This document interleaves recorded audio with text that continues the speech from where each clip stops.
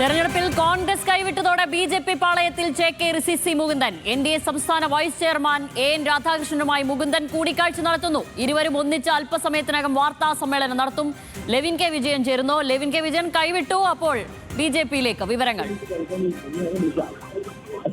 BJP പാളയത്തിലേക്ക് ചേക്കേറുകയാണ് CC Mukundan MLA, sitting MLA, CPIയുടെ സിറ്റിംഗ് MLA ആണ് CC മുകുന്ദൻ.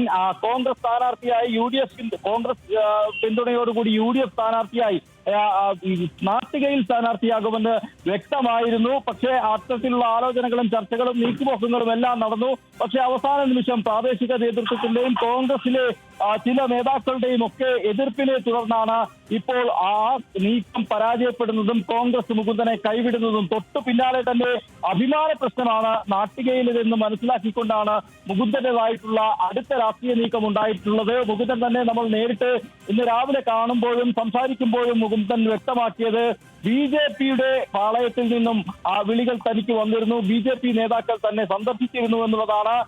നാട്ടികയിൽ മത്സരിക്കുന്ന കാര്യം ഉറപ്പാണ്, ബി.ജെ.പി പിന്തുണ തേടുന്ന കാര്യം ആലോചിക്കുമെന്ന നമ്മളോട് അറിയിച്ച് മണിക്കൂറുകൾക്കകം തന്നെയാണ് ബി.ജെ.പി പാളയത്തിലേക്ക് മുകുന്ദൻ എത്തുന്നത്. അല്പസമയങ്ങൾക്കകം ജില്ലാ കമ്മിറ്റി ഓഫീസായ ഈ നമോ ഭവനിലേക്ക്, ഞാനിപ്പോൾ നിൽക്കുന്ന ഓഫീസിലേക്ക് മുകുന്ദൻ എത്തും.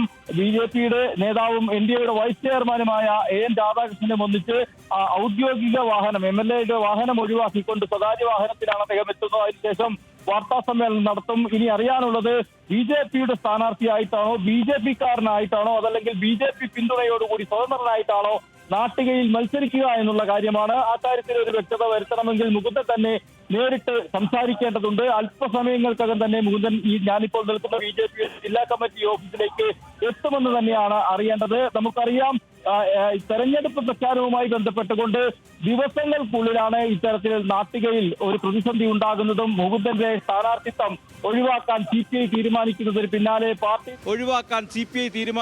പിന്നാലെ പാർട്ടിയിൽ നിന്നും മുകുന്ദൻ അകലുന്നതും ഇടയുന്നതും നേതാക്കൾക്കും നിലവിലെ സ്ഥാനാർത്ഥി ഗീതാ ഗോപിക്കുമടക്കം എതിരെ ആരോപണങ്ങളും മറ്റും ഉന്നയിക്കുന്നതും, അത്തരത്തിലുള്ള ആരോപണങ്ങൾ ഉന്നയിച്ചതിന് പിന്നാലെ മുകുന്ദൻ CPI അംഗത്വത്തിൽ നിന്നും പുറത്തായി. നേതാക്കൾ ഇടപെട്ടുകൊണ്ട് ജില്ലാ എക്സിക്യൂട്ടീവിലും കൗൺസിലും ഒക്കെ ചേർത്തുകൊണ്ട് ഉടനടി മുകുന്ദനെ പുറത്താക്കാനുള്ള തീരുമാനമെടുത്തു. ആ തീരുമാനമെടുത്തതിന് പിന്നാലെ തന്നെ കോൺഗ്രസ് നീക്കുപോക്കുകൾ മുകുന്ദനുമായി ഉണ്ടായി. അതേ സമയത്ത് തന്നെ ബി.ജെ.പി നേതാക്കളും NDA നേതാക്കളും മുകുന്ദനെ ബന്ധപ്പെട്ടു. എന്നാൽ കോൺഗ്രസിനൊപ്പം ചേർന്ന് നാട്ടികയിൽ സ്വതന്ത്ര സ്ഥാനാർത്ഥിയായി മത്സരിക്കുമെന്ന് മുകുന്ദൻ മാധ്യമങ്ങളെ അറിയിച്ചു. നമ്മളടക്കമുള്ള മാധ്യമങ്ങളോട് നേരിട്ട് പറഞ്ഞു. തൊട്ടു പിന്നാലെ തന്നെ KPCC ജനറൽ സെക്രട്ടറി ആയിട്ടുള്ള ജോസ് പള്ളൂർ മുകുന്ദനെ MLA ഓഫീസിലെത്തി സന്ദർശിക്കുന്നു.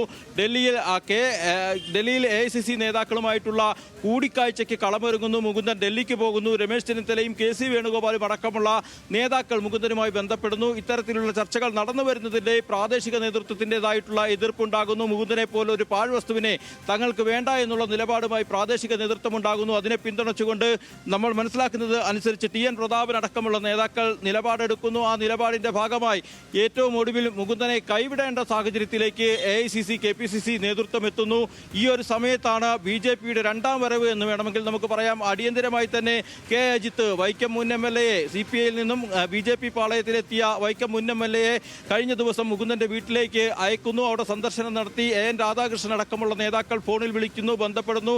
തിരക്കിട്ട ചർച്ചകൾ നടക്കുന്നു. അതിനൊടുവിൽ ഇന്ന് രാവിലെ നമ്മളോട് കാണുമ്പോൾ നാട്ടികയിലെ മത്സരത്തിൽ താനുണ്ടാകുമെന്നുള്ള നിലപാട് മുകുന്ദൻ അറിയിക്കുന്നു. അതിനുശേഷം അല്പസമയങ്ങൾക്കകം തന്നെ ബി.ജെ.പി നേതാക്കളുമായി ചേർന്നുള്ള വാർത്താ സമ്മേളനത്തിന് പ്ലാൻ ചെയ്യുന്നു. ഇനി വാർത്താ സമ്മേളനമാണ് നടക്കാനുള്ളത്. മുകുന്ദൻ ബി.ജെ.പിയിലേക്ക് എത്തുമോ എന്നുള്ളതിന് കാര്യത്തിൽ സംശയമൊന്നുമില്ല. പക്ഷേ ബി.ജെ.പി പിന്തുണയിലാണോ അല്ലെങ്കിൽ ബി.ജെ.പി ആയിട്ടാണോ മത്സരിക്കുന്നത് എന്നുള്ള കാര്യമാണ് ഇനി വ്യക്തമാകാനുള്ളത്. നാട്ടികയെ സംബന്ധിച്ചുകൊണ്ട് നമുക്കറിയാം, കഴിഞ്ഞ 14 തെരഞ്ഞെടുപ്പിൽ 12ലും CPI അല്ലെങ്കിൽ LDF വിജയിച്ച ഒരു തവണ CPM-ഉം ബാക്കിയുള്ള ശേഷിക്കുന്ന മത്സരങ്ങളിലെല്ലാം CPI വിജയിച്ച മണ്ഡലമാണ്.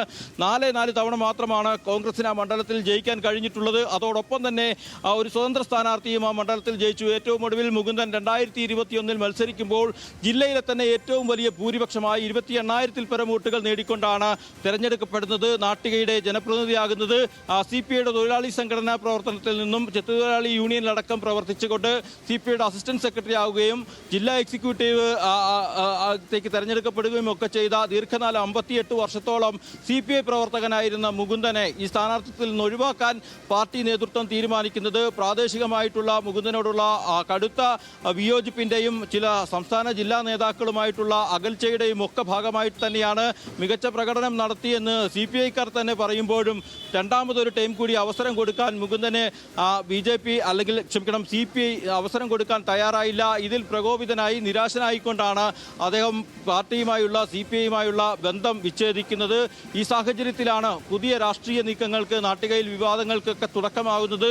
ഗീതാ ഗോപിക്കെതിരെ നിലവിലെ സ്ഥാനാർത്ഥിയായിട്ടുള്ള ഗീതാ ഗോപിക്കെതിരെ സാമ്പത്തിക ക്രമക്കേടുണ്ടെന്നും വിജിലൻസ് കേസ് നടക്കുന്നുണ്ടെന്നും അവർ പേയ്മെന്റ് സീറ്റ് വാങ്ങിക്കൊണ്ട് ചില സ്പോൺസർമാരുടെ സഹായത്തോടു കൂടിയാണ് ചില CPI നേതാക്കളുടെ പ്രത്യേക താല്പര്യപ്രകാരമാണ് നാട്ടികയിൽ മത്സരിക്കുന്നതെന്നും അതിനുവേണ്ടി ശ്രമിച്ചതെന്നുമൊക്കെ അടക്കമുള്ള ആരോപണങ്ങൾ മുകുന്ദൻ ഉന്നയിച്ചു. കോൺട്രാക്ടർമാരടക്കമുള്ള ആളുകളെ മുന്നിൽ കൊണ്ടുവന്ന് ഗീതാ ഗോപിക്കെതിരായിട്ടുള്ള തെളിവുകൾ സഹിതം പുറത്ത് വിവരങ്ങൾ പറയുമെന്ന് മുകുന്ദൻ നമ്മളോട് കഴിഞ്ഞ ദിവസവും വ്യക്തമാക്കിയിരുന്നു. അതിനെല്ലാം ഒടുവിൽ കോൺഗ്രസിന്റെ ഒരു കൈത്താങ് കിട്ടുമെന്ന് പ്രതീക്ഷിച്ചു. പക്ഷേ അതുണ്ടായില്ല. ആ സമയത്തും നിരാശത ഒട്ടും തന്നെ മുകുന്ദന്റെ മുഖത്ത് പ്രതീക്ഷിച്ചിരുന്ന കൈത്താങ് കിട്ടില്ല. ഏതായാലും അതിലൊരു ഉറപ്പായതോടുകൂടി അദ്ദേഹം കൈവിട്ട് താമരയിൽ എത്തിയിരിക്കുകയാണ്. BJP-യിലേക്ക് ചേക്കേറുകയാണ്. തിരഞ്ഞെടുപ്പിൽ കോൺഗ്രസ് നാട്ടികയിൽ പിന്തുണയ്ക്കില്ല എന്ന് CC മുകുന്ദൻ ഏറെക്കുറെ ഉറപ്പായിട്ടുണ്ട്. കാരണം ഡൽഹിയിൽ KC വേണുഗോപാലുമായി ഒരു കൂടിക്കാഴ്ചയ്ക്ക് പോലും അവസരം ലഭിച്ചിരുന്നില്ല. അതോടുകൂടി തന്റെ പ്ലാൻ B പ്ലാനാക്കി മാറ്റുകയായിരുന്നു. നേരത്തെ തന്നെ BJP ഇദ്ദേഹത്തെ സമീപിച്ചിരുന്നതായി വാർത്തകളൊക്കെ ഉണ്ടായിരുന്നു. എന്തായാലും NDA സംസ്ഥാന വൈസ് ചെയർമാനായ AN രാധാകൃഷ്ണനുമായി മുകുന്ദൻ കൂടിക്കാഴ്ച നടത്തി.